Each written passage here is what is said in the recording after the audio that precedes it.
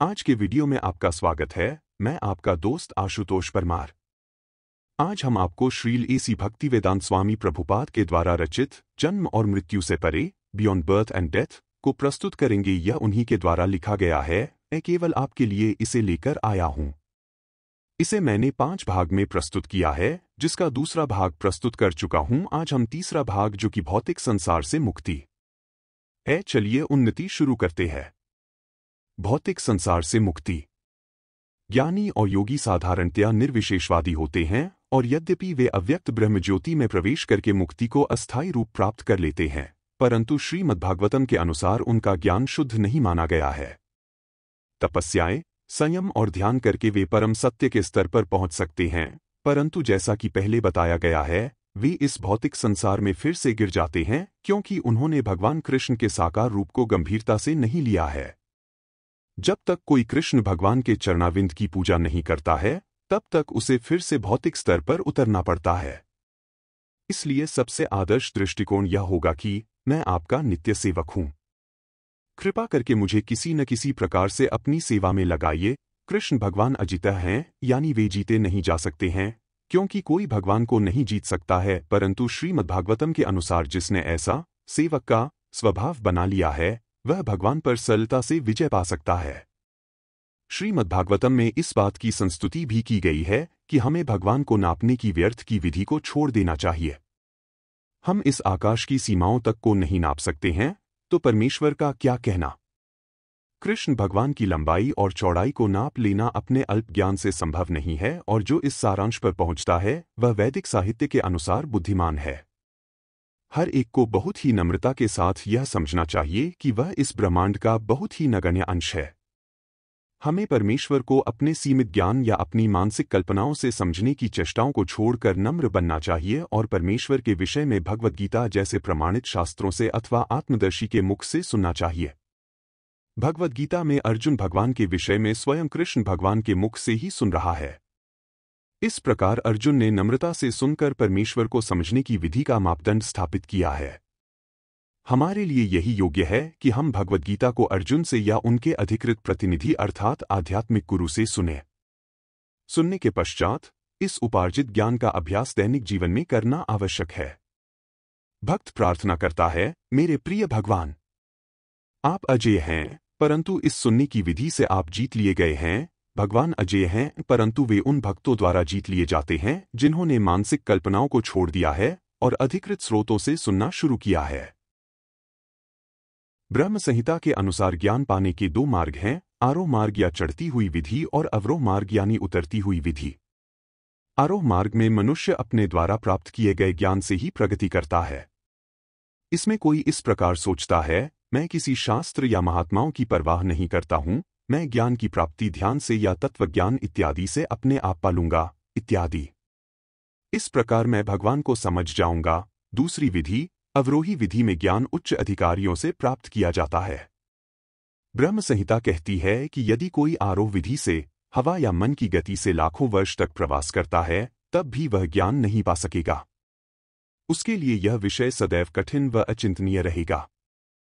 परंतु यह विषय भगवद गीता में दिया गया है। अनन्य चेता कृष्ण कहते हैं कि नम्रता के साथ की जाने वाली भक्तिमय सेवा के मार्ग से विचलित हुए बिना उनका ध्यान करो। जो इस प्रकार उनकी पूजा करता है, तस्याहम सुलभ, उसके लिए मैं बहुत सरलता से पाया जा सकता हूँ। विधि यह है, यदि कोई दिन में 24 घंटे भगवान कृष्ण के लिए कार्य करता है, तो कृष्ण उसे भूल नहीं सकते हैं। शरणागत होकर वह भगवान का ध्यान आकर्षित कर सकता है। जैसा हमारे गुरु महाराज भक्ति सिद्धांत सरस्वती कहा करते थे, भगवान को देखने का प्रयत्न मत करो। क्या वे नौकरों की तरह हमारे सामने आकर खड़े हो जाए क्योंकि हम उन्हें देखना चाहते हैं? यह नम्रता की विधि नहीं है। हमें उन्हें अपनी प्रेम और सेवा के द्वारा अनुग्रहित करना है। मानवता को कृष्ण भगवान को पाने की सही विधि चैतन्य महाप्रभु ने दी थी, और उनके प्रथम शिष्य रूप गोस्वामी ने इसकी बहुत प्रशंसा की। रूप गोस्वामी मुसलमान राज्य में मंत्री थे, लेकिन चैतन्य महाप्रभु के शिष्य बनने के लिए उन्होंने राज्य मंत्री की पदवी छोड़ दी थी। जब वे सर्वप्रथम महाप्रभु को मिलने के लिए गए थे, तब वे निम्नलिखित श्लोक का उच्चारण करते हुए उनके समीप पहुंचे थे। नमो महावदान्याय कृष्ण प्रेम प्रदायते। कृष्णाय कृष्ण चैतन्य नामने गौरत्विषे नमः।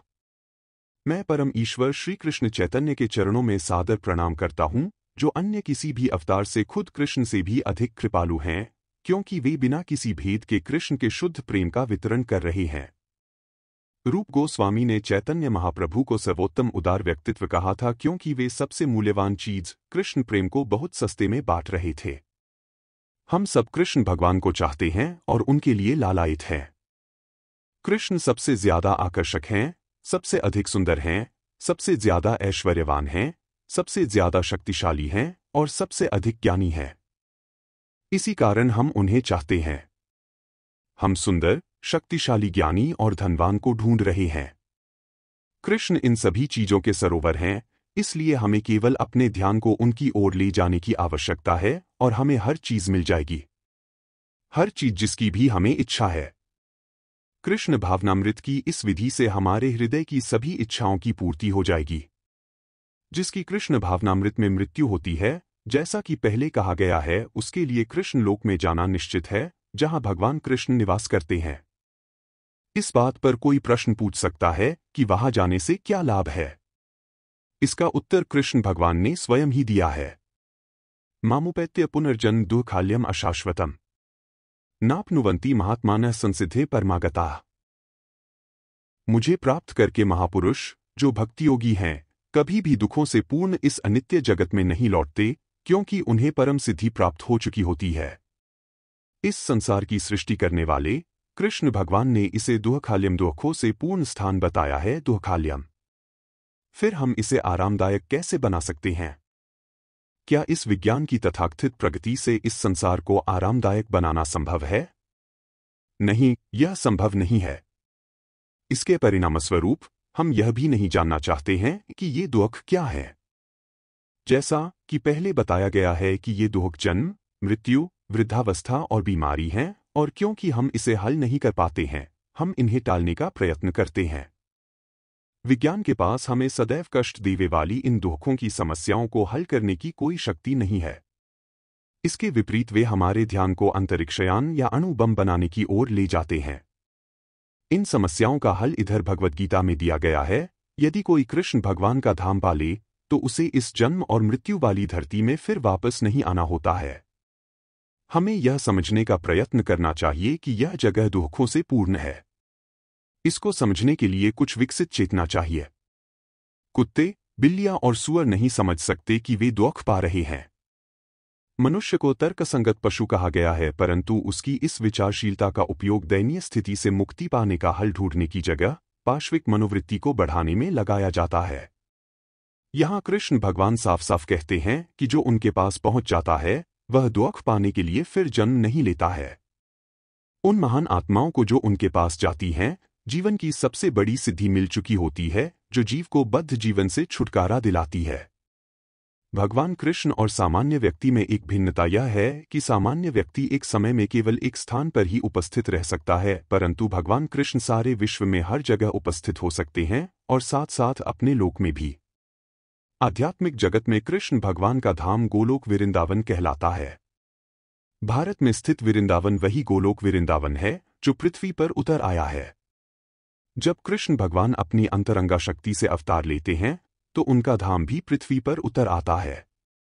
दूसरे शब्दों में, कृष्ण भगवान जब इस पृथ्वी पर उतरते हैं, तो वे उस विशेष जगह में ही प्रकट होते हैं। और इसके बावजूद कृष्ण भगवान सदैव अपने निवास स्थान वैकुंठ के दिव्य वातावरण में रहते हैं। इस श्लोक में भगवान कृष्ण घोषणा करते हैं कि जो उनके निवास स्थान वैकुंठ में आता है, उसे इस भौतिक संसार में फिर जन्म नहीं लेना होता है। ऐसे व्यक्ति को महात्मा कहते हैं। पाश्चात्य देश में महात्मा शब्द साधारणतया महात्मा गांधी से संबंध में सुना जाता है, परंतु हमें समझना चाहिए कि महात्मा राजनीतिक नेताओं की उपाधि नहीं है, बल्कि महात्मा से तात्पर्य प्रथम श्रेणी के कृष्ण भावना भावित व्यक्ति से है, जो कि कृष्ण लोक जाने के योग्य है। महात्मा की पूर्णता है कि मनुष्य योनि के जीवन और प्रकृति की देन का उपयोग जन्म और मृत्यु के चक्र से मुक्ति पाने के लिए करे।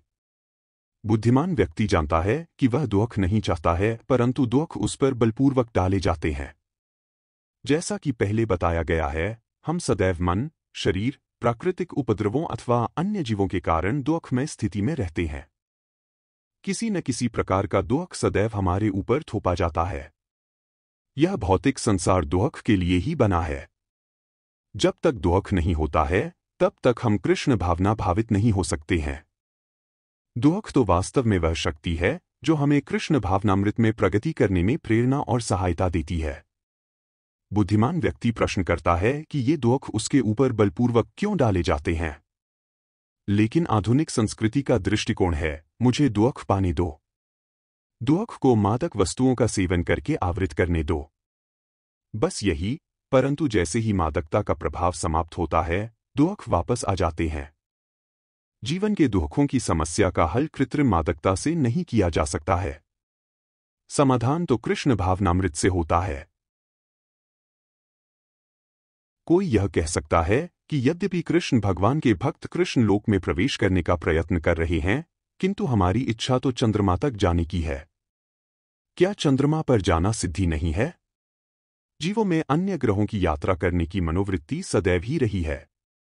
जीव का एक नाम सर्वगत है, जिसका अर्थ है वह जो हर जगह यात्रा करना चाहता है।